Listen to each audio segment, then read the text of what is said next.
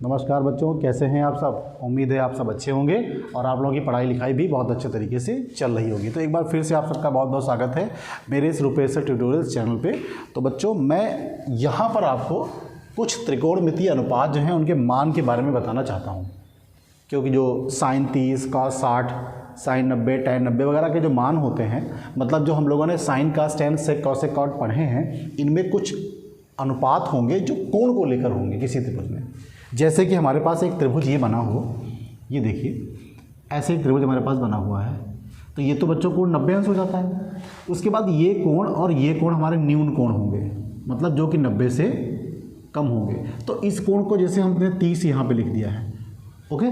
तो कोई भुजा हमारे पास ये लिखी हुई है, कोई भुजा ये ऐसे लिखी हुई है। तो अगर हम इस कोण के लिए साइन का मान पता करना चाहें तो मान कितना आएगा, ओके।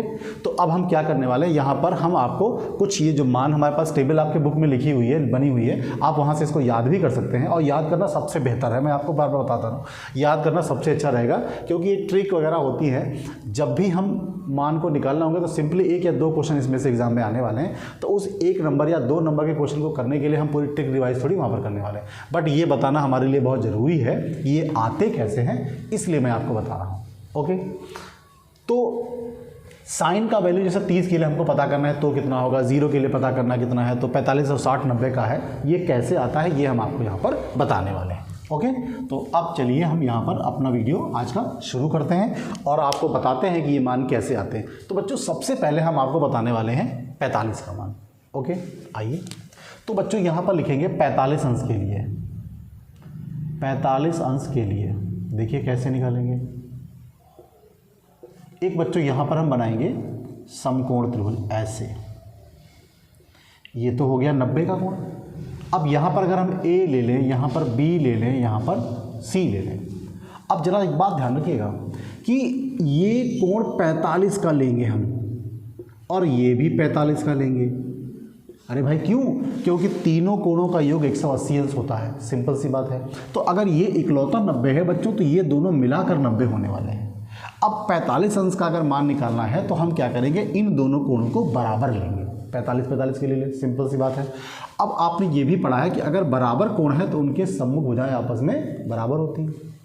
तो ये वाले इस कोण के सामने की भुजा ये हो गई, इस वाले कोण के सामने की भुजा ये हो गई। तो इस कोण C के सामने की भुजा अगर हम ले लें A, तो बच्चों इस कोण A के सामने की भुजा भी हो जाएगी A, सिंपल सी। क्योंकि बराबर कोणों की सम्मुख भुजाएं आपस में बराबर होती हैं, ऑपोजिट साइड जो होती है वो बराबर कोणों की वो बराबर होती हैं। अब बच्चों पाइथागोरस थ्योरम यहाँ पर लगाएंगे।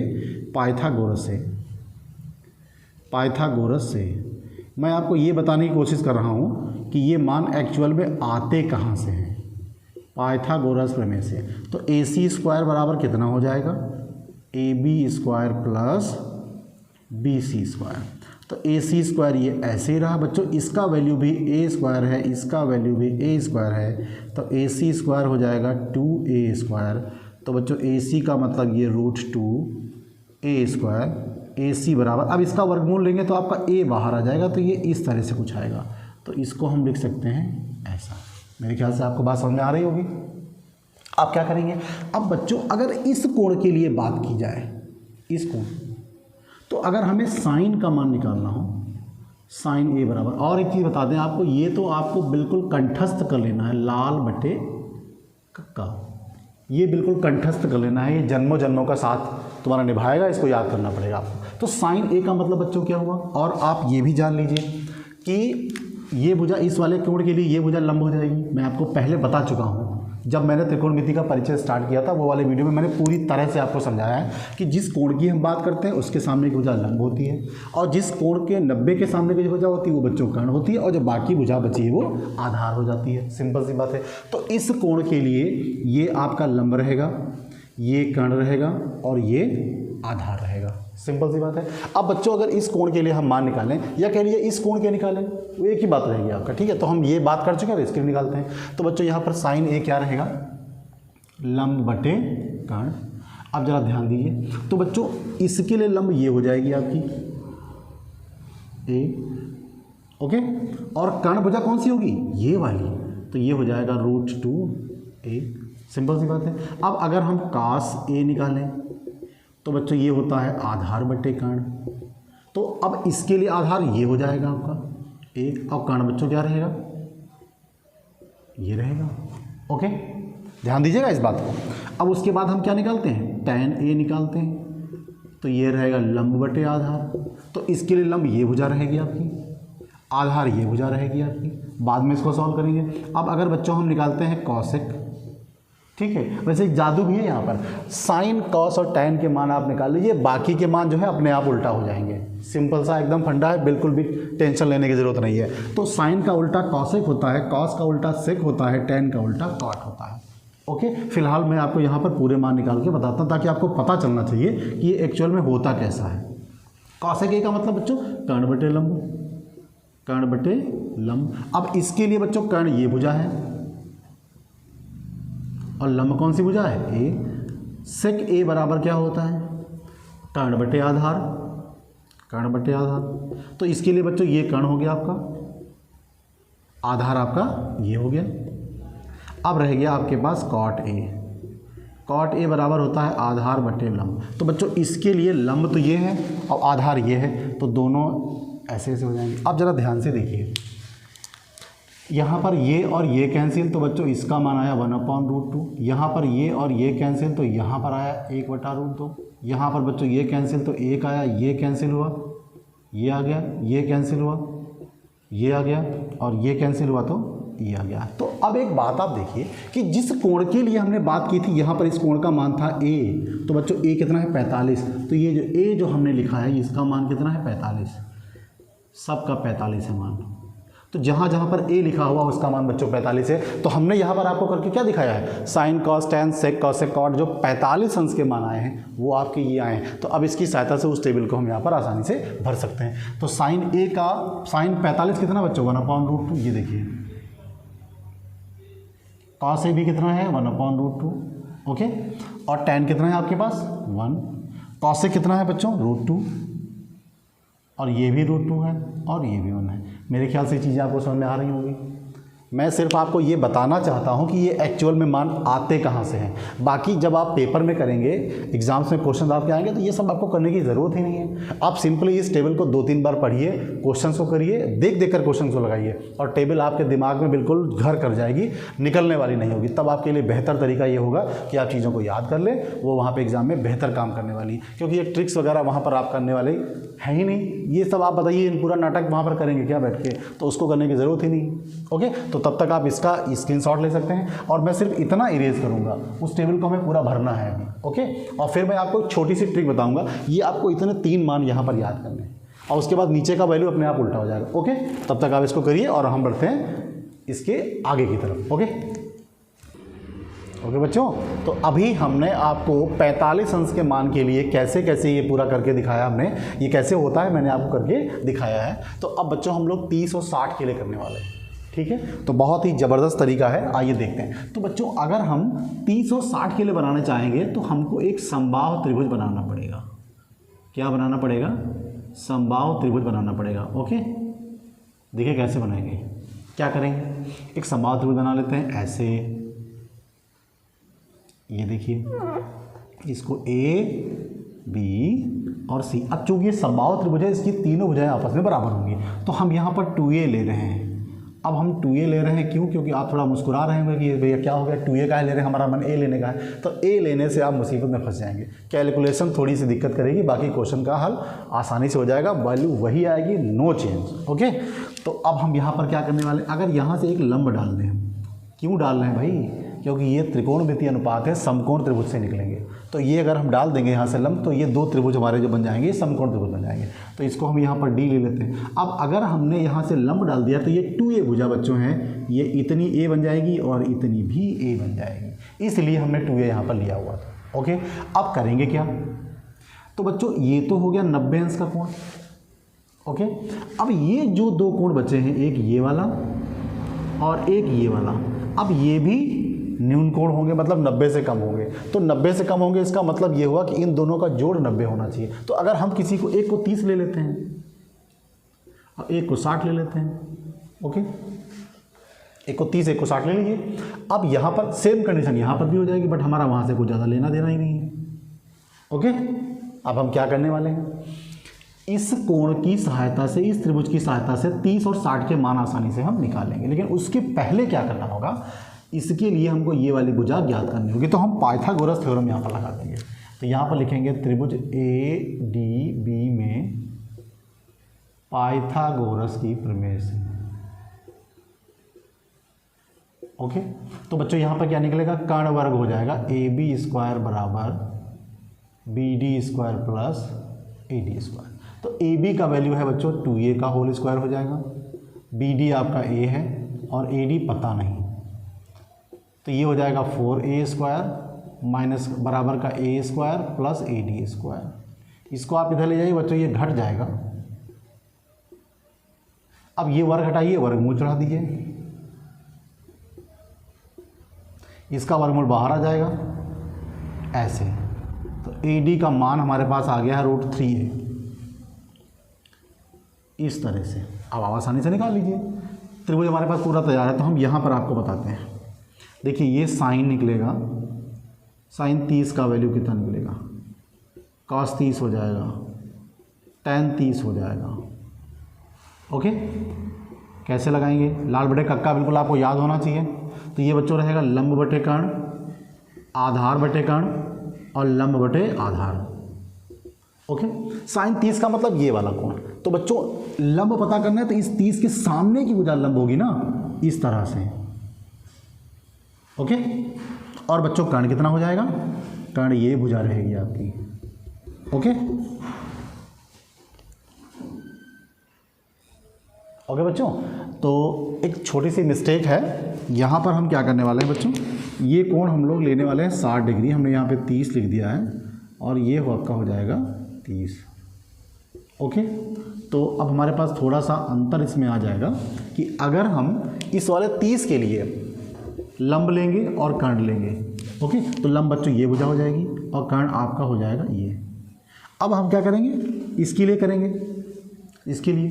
तो बच्चों कास का मतलब क्या हुआ, आधार बटे कर्ण। तो इसके सामने की भुजा ये तो लंब हो गई और ये कर्ण है, तो आधार आपका ये हो गया ना। तो आधार का मतलब ये और कर्ण का मतलब ये। ओके, अब ये लंब बटे आधार रहा, तो इसके लिए लंब ये रहा और आधार ये रहा। तो लंब ये रहा और आधार आपका ये रहा। अब आप इसको काटिए, ये कैंसिल करिए तो यहाँ पे बचा 1/2, ये कैंसिल करिए तो यहाँ बचा √3/2 और इसको कैंसिल कर दिए तो 1/√3 रहा। ओके, अब होगा क्या, अगर साइन 30 का वैल्यू इतना है तो कॉसिक 30 कितना हो जाएगा, इसका जस्ट उल्टा 2/1 मतलब 2। और बच्चों सेक 30 कितना हो जाएगा, इसका जस्ट उल्टा मतलब 2/√3। बहुत इजी है एकदम। और tan है जो ये आपका cot हो जाएगा 30, इसका उल्टा कर दीजिए बच्चों, तो √3/1 मतलब √3। अब आप यही वाले मान वहाँ पर चिपका दीजिए आसानी से।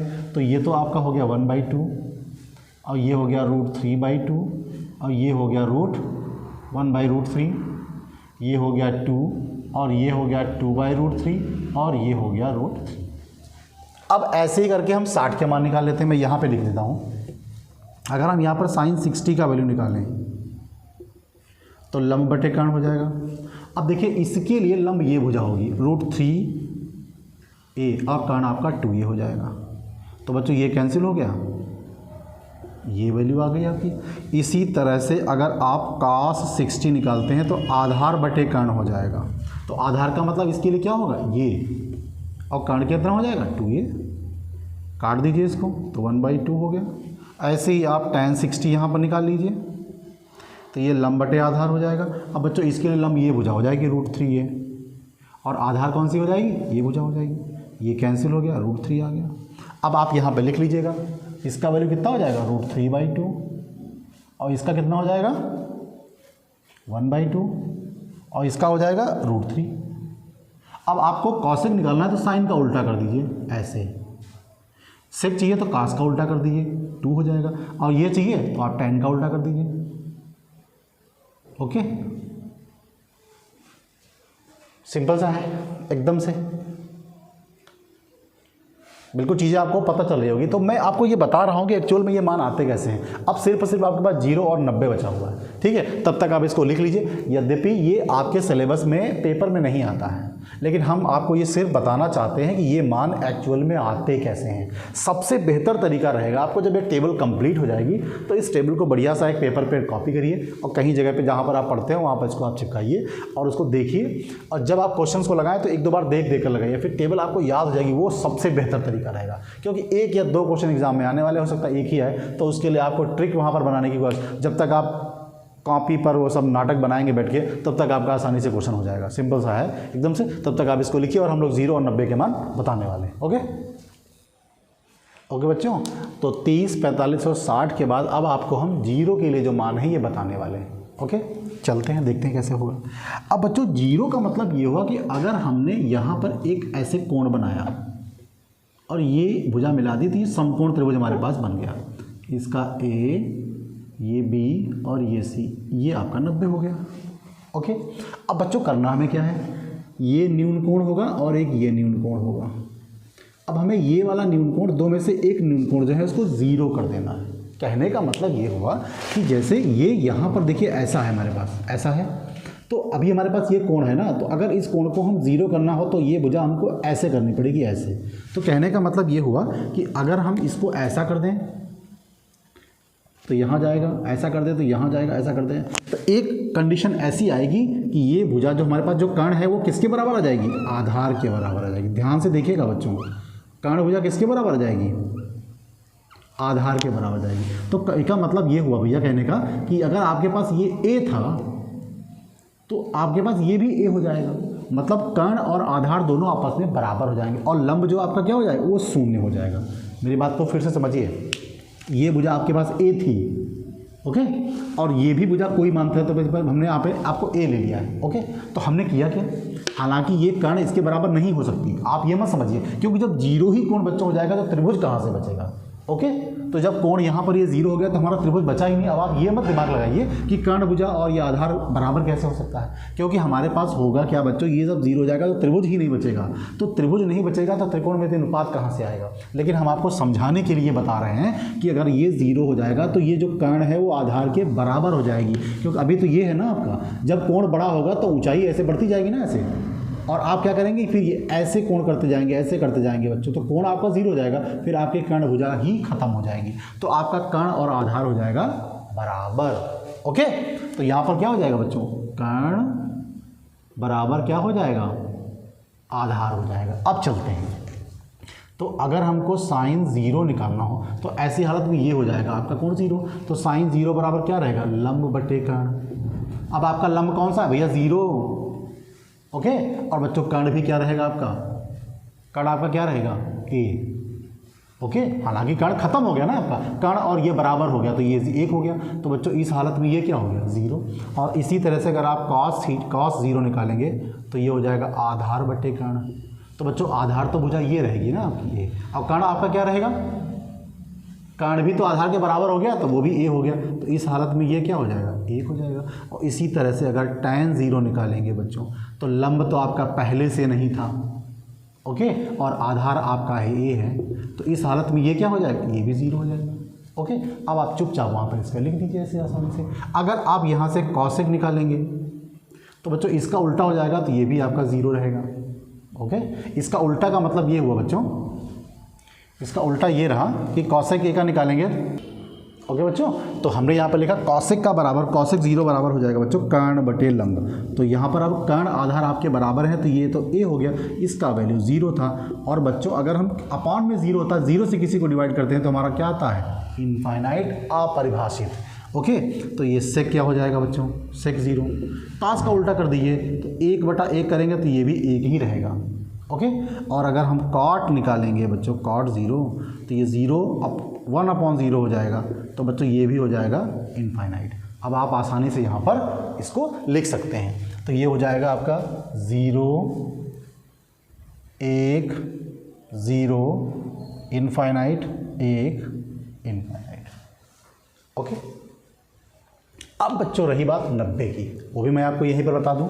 90 के लिए क्या करेंगे, देखिए इस तरह से चीज़ें आपके लिए बिल्कुल बोरिंग हो जाएंगी, ये सब आप वहाँ एग्ज़ाम में नहीं करना है आपको, लेकिन मेरा ये उद्देश्य है कि आपको बताता चलूँ कि एक्चुअल में मान आते कहाँ से, बस इतना उद्देश्य है। बाकी इसको याद करने के लिए आपको ये टेबल जब पूरी कंप्लीट हो जाएगी तो मैं बार बार बता रहा हूँ कि उसको आप याद कर लें, वो आपके लिए ज़्यादा बेहतर है। 90 के लिए बच्चों क्या करेंगे, एक त्रिभुज बनाते हैं ऐसा,